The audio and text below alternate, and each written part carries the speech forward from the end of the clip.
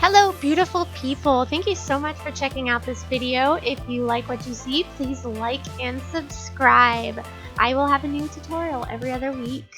But anyways, today we're going to learn the star pose. This is one that is pretty easy for beginners. One thing to keep in mind though is that it does require some hip mobility, and this could be a bit challenging if you don't have that.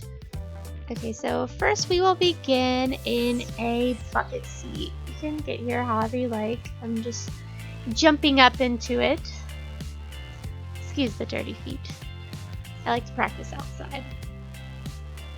Okay, so then we will lay back, or at least I find that laying back makes it easier.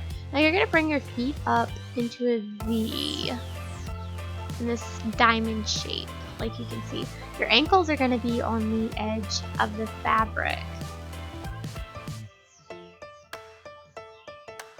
And once you are nestled up in here, you're going to reach up.